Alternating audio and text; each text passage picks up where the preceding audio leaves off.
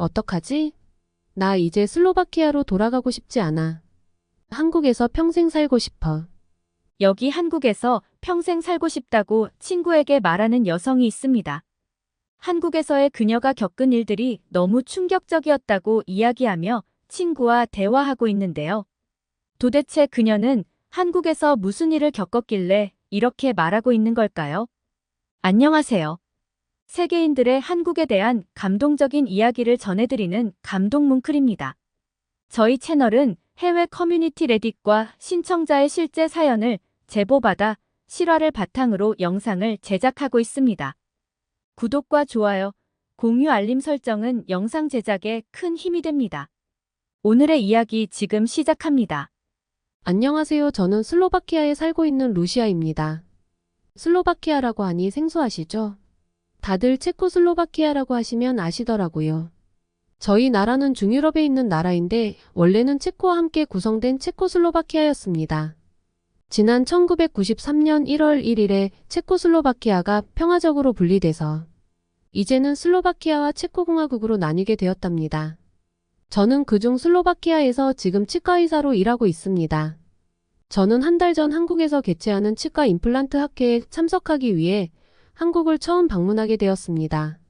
저희 슬로바키아는 중소기업이 많이 발달해서 자동차 산업이나 기계화학 산업이 주요 산업이라서 현재 슬로바키아에는 다양한 국제회사가 많이 들어와 있습니다. 그 중에는 한국의 기아, 현대, 삼성도 들어와 있어서 한국인들도 쉽게 볼 수 있으며 제가 근무 중인 치과에도 한국인 환자분들이 많이 진료를 보러 오십니다. 여기 슬로바키아 사람들의 차가운 표정과는 달리 한국인들의 친절한 미소와 좋은 매너를 보며 한국이라는 나라에 대해 궁금증이 생겼습니다. 그리고 언젠가는 꼭 한번 가보고 싶다는 생각을 가지고 있었습니다. 그런데 때마침 한국에서 학회를 개최한다고 해서 제가 제일 먼저 지원했습니다. 저는 평소에 아이들을 너무 좋아해서 소아치과 치료에 관심이 많았습니다. 1년 전 소아치과 학회에서 친해진 한국 친구가 있는데 그 친구 이름은 민희수입니다. 희수는 한국에서 소아치과 전문의로 일하고 있습니다. 우리는 나이와 관심사가 비슷해서 금방 친해졌고 서로 SNS로 계속 연락을 하고 지냈습니다. 이번 학회가 한국에서 개최된다는 소식을 처음 듣고 희수에게도 물어보니 희수도 학회 참석을 한다고 하더라고요. 희수가 언제 한번 한국에 놀러 오라고 했었는데 그동안은 치과 진료 스케줄 때문에 못 갔거든요. 그런데 이번 학회 일정 덕에 희수도 만나고 평소에 한국이라는 나라도 너무 궁금했기에 저는 잔뜩 기대를 하고 한국행 비행기를 탔습니다. 그렇게 약 12시간의 비행을 하고 저는 인천공항에 도착하게 되었습니다. 게이트를 나온 후 저는 제가 생각했던 것보다 훨씬 좋은 시설과 인프라에 놀랐습니다. 공항 안에는 여행객들을 반겨주며 안내해주는 최첨단 로봇들이 있었습니다.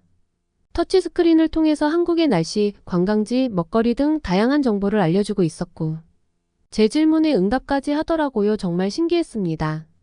그렇게 로봇들의 안내를 따라서 입출국장까지 도착했고 QR 체크인이라는 편리한 입출국 시스템으로 빠르게 게이트를 통과했습니다.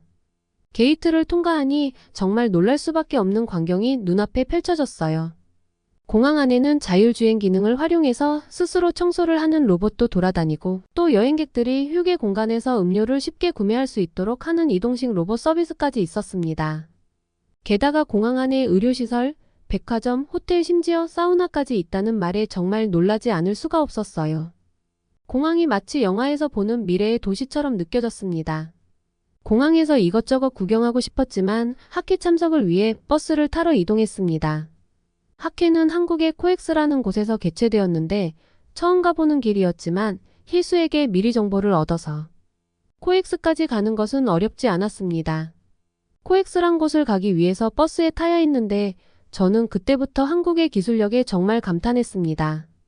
버스를 탑승하기 위해 QR코드를 찍는다는 것도 희수에게 듣고 처음에 정말 놀라고 신기했는데 바코드를 찍자 나타난 스크린에서는 제 좌석의 위치를 바로 확인할 수 있었습니다. 여행객들에게 편리하게 이동할 수 있도록 도와주는 현대적이고 스마트한 시스템이라는 생각이 들었습니다.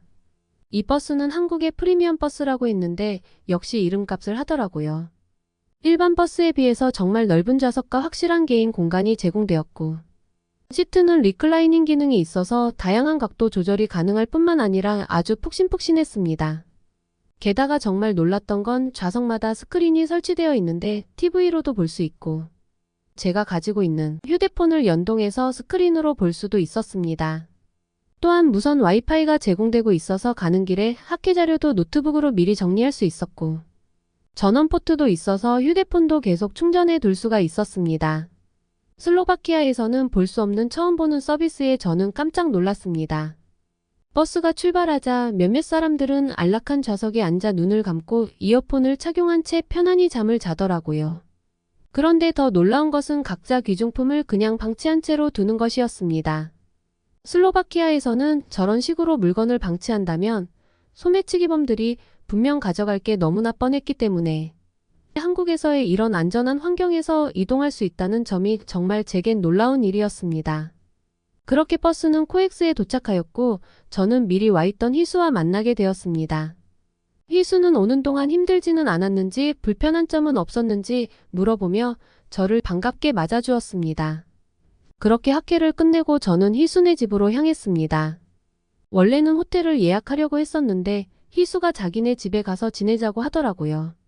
저는 희수가 불편할까봐 괜찮다고 사양했는데 호텔로 가면 정말 서운할 거라고 말해서 저는 결국 희수네 집으로 가게 되었습니다.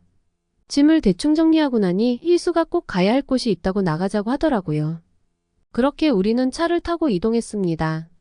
이동하는 내내 창밖 풍경이 정말 아름다웠습니다. 도시 한가운데를 가로지르는 한강과 다리 위에서 바라보는 풍경이 정말 예뻤습니다. 그렇게 차를 타고 한 식당에 도착했는데 사람들이 엄청나게 많이 보였습니다. 희수는 곧장 식당 앞 기계에 번호를 찍더라고요. 왜 번호를 찍느냐고 물어봤더니 식당은 순서대로 번호를 입력하면 핸드폰으로 알람이 온다고 했습니다. 저는 밖에서 다리 아프게 계속 줄을 서야 하나 생각했었는데 기다리는 사람도 있고 다른 볼일을 보러 갔다가 오는 사람도 있다고 하더라고요. 역시 한국은 IT 강국이라는 생각을 했습니다. 그렇게 우리는 주변을 구경하다가 웨이팅 알람이 와서 식당으로 바로 들어갈 수 있었습니다. 우리가 간 식당은 바로 삼겹살집이었습니다. 예전에 희수가 SNS로 사진을 올렸을 때 나중에 나도 한번 먹어보고 싶다고 글을 남긴 적이 있었는데 그걸 기억하고 있었나 봐요. 희수의 세심한 배려에 너무 놀라기도 하고 저를 배려해주는 마음에 정말 감동했습니다. 식당 안을 들어가서 보니 테이블이 꽉 차 있었습니다. 잠시 후 희수가 주문한 고기가 나왔고 저는 그 맛이 정말 궁금했습니다. 판 위에 고기를 굽기 시작하자 잠시 후에 직원분이 주전자를 가지고 오셨습니다. 그래서 저는 물이나 뭔가 마실 게 있겠지라고 생각했는데 주전자를 판이 테두리에 있는 구멍에다 붓더라고요. 동그란 불판의 가장자리에 왜 홈이 파져 있을까 궁금했는데 직원분이 그곳에 뭔가를 붓는 것을 보고 그제야 알았습니다. 주전자 안에는 계란물이 들어 있었고 불판 홈에 붓자 잠시 후 맛있는 계란찜이 만들어지는 것을 보고 저는 연신 신기해서 우아하며 감탄을 했더니 그 모습을 본 희수가 싱긋 웃었습니다. 불판 위에 구워진 고기는 정말 맛있었어요. 그렇게 고기만 먹고 있는데 희수가 저에게 더 맛있게 먹는 방법이 있다며 알려주었습니다. 상추라는 풀 위에 고기를 올리고 위에 쌈장이라는 소스를 같이 먹으면 된다고 알려주었어요. 처음에는 무슨 맛일까 했는데 희수가 알려준 대로 먹으니 고기만 먹었을 때와 맛이 아주 달랐습니다. 야채와 고기를 함께 먹으니 건강해지는 느낌이었어요. 게다가 테두리에 부은 계란찜이 정말 맛있었습니다. 제가 정말 궁금했던 김치도 먹어봤는데 의외로 많이 맵지도 않고 맛있었어요. 고기와 같이 먹으니 느끼함을 잡아주는 느낌이었습니다. 한국에는 맛있는 먹을 것이 정말 많다고 들었는데 그 말이 왜 나온 건지 알 것 같았습니다. 그렇게 식사를 마치고 내일 일정을 이야기하며 집으로 향했습니다. 제가 한국에 온다고 하자 희수가 미리 치과에 연차를 써서 며칠 동안 어디를 갈지 다 계획을 해놨더라고요.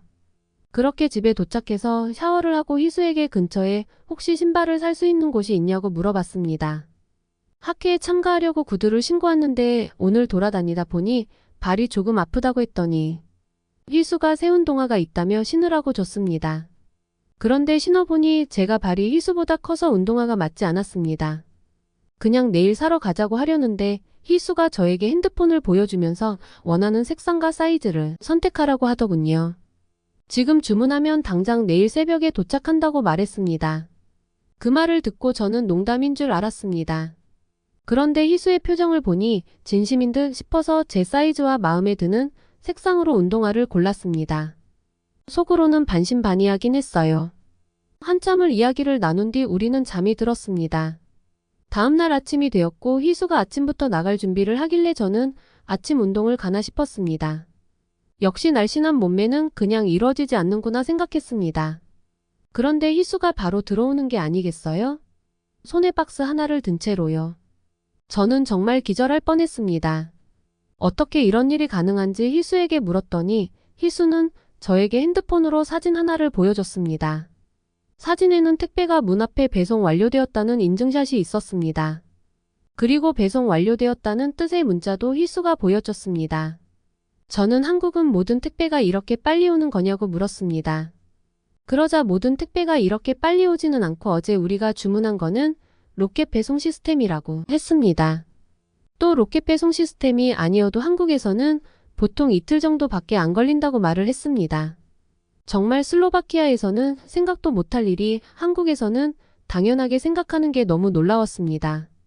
제가 사는 곳만 해도 정말 택배를 빨리 수령할 때는 3, 4일 정도가 소요되고 기본 일주일 정도 걸립니다.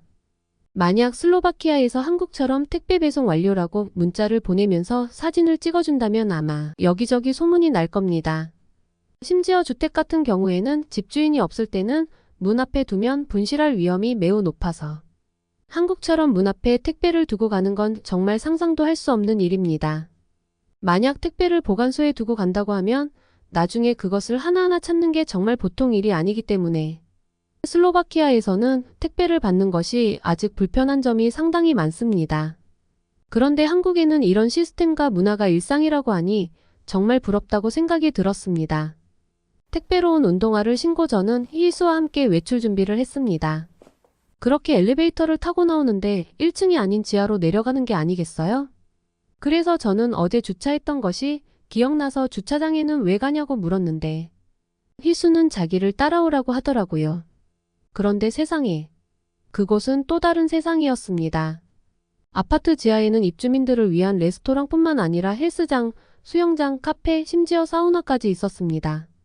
원래 한국은 모든 아파트가 다 이렇냐고 물어봤는데 모든 곳이 다 그런 것은 아니고 최근에 지어진 아파트는 대부분 그 안에 주민들이 생활하기 편리하게 편의시설까지 계획해서 시공을 한다고 말했습니다.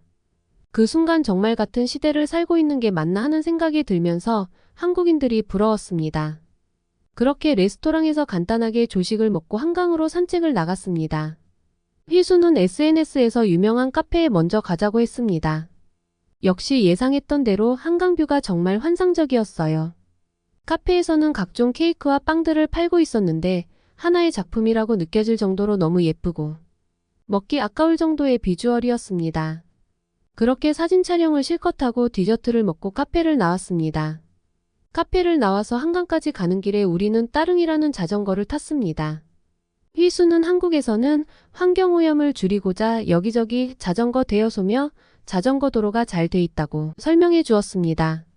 자전거를 반납하자 희수가 한국 사람들은 한강에 가면 꼭 먹는 음식이 있다고 하면서 저를 어딘가로 데려갔는데 도착한 곳은 의외로 편의점이었어요. 그래서 편의점에서 꼭 먹어야 하는 음식이 있냐고 물어봤는데 잠시 기다리라고 하더니 라면과 김치 그리고 종이 그릇을 받아왔습니다. 종이 그릇에 라면을 넣고 물을 붓더니 커다란 기계 위에 올려놓으니 몇 분 뒤 라면이 끓기 시작하는데 냄새가 정말 장난 아니더라고요. 라면은 먹어본 적이 있어서 별 생각 없이 먹었는데 정말 다른 음식을 먹는 줄 알았습니다. 제가 알던 그 라면 맛이 아니었습니다. 새로운 음식을 먹는 듯한 맛이더라고요. 식당도 아니고 편의점에서 파는 봉지에 든 라면에 계란만 넣었을 뿐인데 이런 맛이 난다는 게 놀라웠습니다. 지금도 슬로바키아에서 그때 먹었던 라면을 상상하면서 끓여보면 그 맛이 안 나더라고요. 저녁이 돼서 희수는 저에게 한강의 마지막 코스라며 저를 다른 곳으로 안내했습니다. 저희가 도착한 곳은 유람선을 타기 위한 선착장이었습니다. 유람선을 타면서 도심의 아름다운 풍경을 바라보는데 아주 특별한 경험이었습니다. 한강을 흐르는 물결과 함께 따뜻한 햇살에 물든 낮의 도시의 모습도 아름다웠지만 밤에는 더욱 환상적이었습니다. 도심의 불빛이 강물에 반사돼 아름다운 불빛 바다를 만들어내는 것 같았어요. 한강을 가로지르며 지나가는 다리 위에서 펼쳐지는 도시의 불빛은 마치 수많은 별들이 흩어져 있는 듯한 아름다움을 지닌 풍경이었습니다. 유람선이 다리를 통과할 때 분수가 터지는 모습은 정말 환상적이었어요. 물줄기와 불빛이 어우러져 마치 유람선이 마법 같은 세계로 향하는 듯한 느낌을 주었습니다. 한강을 통해 즐긴 그 특별한 순간들은 아직도 생생하게 기억에 남아 있습니다. 한국을 모르는 사람들은 한국이 아직도 휴전 중이라 위험하고 정말 후진국이라고 생각하는 사람들이 훨씬 더 많다고 생각합니다. 제 주위에만 해도 많은 사람들이 그렇게 생각을 하고 있으니까요. 하지만 한국에 와 본다면 한국을 휴전 중인 위험하고 못 사는 후진국이라고 절대 말할 수 없을 겁니다. 슬로바키아에 돌아가서 저와 같이 근무하는 치과 직원들에게 모두 한국을 방문해보라고 말하고 다니고 싶을 정도니까요. 유람선에서의 특별한 경험을 마치고 나니 한국에 중독되어 버렸다는 생각이 들었습니다. 이제는 한국에서 더 많은 시간을 보내고 더 많은 즐거움을 찾고 싶다는 마음이 커졌습니다. 휘수가 편의점에 들러서 캔맥주를 사서 길거리에서 마시자고 하는 것은 무척 매력적으로 다가왔습니다. 한국에서는 밤에 길거리에서 술을 마셔도 안전하다는 사실이 정말 놀라운 경험이었어요. 슬로바키아에서는 여자 혼자 밤에 길거리를 돌아다니기가 위험한데 이렇게 아무 제약 없이 자유롭게 즐길 수 있는 분위기가 너무 신선하게 느껴졌습니다. 이런 자유로움이 평범한 일상이라는 게 믿기지가 않고 정말 신기하고 부러웠습니다. 한국에서는 일상 속에서 눈에 띄는 위험 없이 여러 활동을 즐길 수 있다는 게 저에게 정말 특별한 경험이었습니다. 그리고 그런 일상적인 행복들이 한국을 더욱 사랑하게 만들었습니다. 다음 날은 경복궁에 가서 한국 전통 의상인 한복도 입어보고 다양한 체험도 했습니다. 경복궁에는 정말 많은 외국인들이 있었습니다. 다들 한복을 입고 행복해하는 모습을 보니 저도 구경하는 내내 기분이 좋았습니다. 그리고 나서 희수는 재미있는 곳이 있다며 동대문을 데리고 갔습니다. 동대문은 이제껏 가본 곳과는 또 다른 독특한 분위기와 다양한 상점들로 가득 차 있었습니다. 정말 구경할 거리가 많아서 우리는 이것저것 구경하며 사진을 찍었습니다. 동대문 디자인 플라자라는 곳은 건축물 자체가 독특해서 저희 말고도 여러 관광객들이 사진을 찍고 있었습니다. 안으로 들어가자 다양한 예술품과 팝업 스토어들이 있어서 구경하는 재미가 있었습니다. 그리고 나서 주변의 작은 골목과 상점들을 돌아다녔습니다. 귀여운 소품들이 가득한 상점들, 다양한 의류와 액세서리들이 많았습니다. 저는 거기서 희수와 작은 우정인형도 서로 사서 나눠 가졌습니다. 그렇게 밤이 되자 동대문은 점점 활기를 띠었습니다. 특히 길거리에서 파는 음식이 정말 고급 식당 못지않게 너무 맛있었습니다. 김밥부터 떡볶이까지 다양한 길거리 음식을 먹어봤습니다. 특히 떡볶이의 향과 맛은 정말 중독성이 있더라고요. 아직도 가끔 생각이 날 정도니까요. 그렇게 저녁을 먹고 쇼핑을 한참 하다가 시간을 보려는데 세상에 주머니 있던 핸드폰이 사라진 거예요. 저는 너무 당황한 나머지 우리가 걸어왔던 길로 뛰어가 봤지만 제 핸드폰은 보이지 않았습니다. 그렇게 기운 없이 희수에게 갔는데 희수가 누군가와 웃으면서 전화통화를 하고 있었습니다. 그러면서 저에게 눈잉크를 하는 거였어요. 저는 궁금해하며 무슨 일인지 통화가 끝나기만을 기다리고 있었습니다.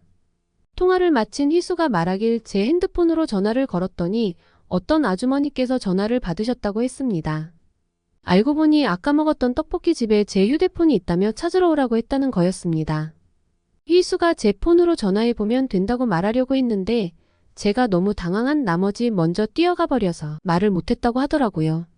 그래서 저희는 다시 그 떡볶이 집으로 가서 제 휴대폰을 찾을 수 있었습니다. 아주머니께서는 저희가 먹고 간 뒤 다음 손님이 바닥에 떨어진 것을 발견하고 주인을 찾아달라고 맡겼던 거라고 했습니다. 슬로바키아에서는 상상도 못할 일입니다. 길거리에서 주운 남의 물건을 찾아주는 한국인들의 시민의식에 너무 놀랐습니다. 그렇게 핸드폰을 찾고 우리는 마지막으로 남산타워로 향했습니다. 한국에 오면 누구나 꼭 가봐야 하는 곳이라고 했기에 직접 가서 케이블카를 타고 바라본 서울은 정말 예술이었습니다. 처음에는 그냥 야경을 보러 온 것이었지만 올라가서 서울의 불빛이 펼쳐진 풍경은 기대 이상으로 아름다웠습니다. 밤하늘의 어둠과 불빛이 어우러져 만들어진 그 풍경은 말로 표현할 수 없을 정도였습니다. 유람선에서 보는 야경과는 또 다른 장면이었습니다. 남산타워에서 보는 서울의 야경은 마치 도시 자체가 노래하는 듯한 느낌이었습니다. 희수와 함께 여러 곳을 가고 맛있는 한국 음식도 먹어보고 그리고 학회에서 많은 것들을 배워가며 이번 한국 방문은 단순한 휴가를 넘어 저에게 세상을 바라보는 눈을 키우는 성장의 시간이 되었습니다. 일주일간의 한국에서의 일정은 제 인생에서 잊지 못할 소중한 시간이 될 것 같습니다. 한국은 제가 예상했던 것보다 훨씬 더 살기 좋고 다양한 편의시설부터 한국인의 시민의식 그리고 IT 강국다운 면모까지 어느 하나 빠지지 않는 선진국이라고 생각하게 되었습니다. 지금은 슬로바키아로 돌아와 다시 평범한 일상을 살고 있지만 가끔 한국에서의 자유로움이 그리워집니다. 한국에서의 제 경험을 부모님께 말씀드렸더니 정말 그런 나라가 있느냐면서 신기해하셨습니다. 연세가 더 드시기 전에 부모님과 함께 한국을 방문하는 그 순간을 상상하며 오늘도 열심히 환자를 진료하고 있습니다. 한국에 대해 잘 모르시는 부모님께서 제가 경험한 놀라운 일들을 똑같이 겪으시면 어떤 표정이실지 상상하면 가끔 웃음이 나오곤 합니다. 아마 엄청 놀라시고 신기해하시겠죠? 한국의 아름다운 자연, 풍부한 문화, 맛있는 음식들을 함께 먹으면서 부모님과 함께하는 특별한 여행에 한국에서의 또 다른 소중한 추억을 만들 수 있겠죠? 부모님과는 아직 한 번도 해외여행을 같이 간 적이 없어서 더욱 기대가 됩니다. 제가 다녀온 남산, 경복궁, 동대문 외에 부모님께서 좋아하실 만한 장소를 알고 계시면 댓글로 꼭 알려주세요. 지금까지 제 이야기를 들어주셔서 감사합니다. 오늘의 사연 어떠셨나요? 사연자분에게 응원과 격려의 말씀들을 댓글로 남겨주세요. 감동 뭉클에서는 여러분의 마음들을 모아 사연자분들에게 전달해드리고 있습니다. 저희는 감동적이거나 재미있는 실제 사연들을 제보받고 있으니 소개해주고 싶은 사연이 있으시면 위 메일로 제보해 주시기 바랍니다. 오늘도 여러분의 하루의 작은 즐거움이라도 되었기를 바라며 지금까지 감동 뭉클이었습니다. 끝까지 시청해주셔서 감사합니다. 다음에 더 좋은 영상으로 찾아뵙겠습니다.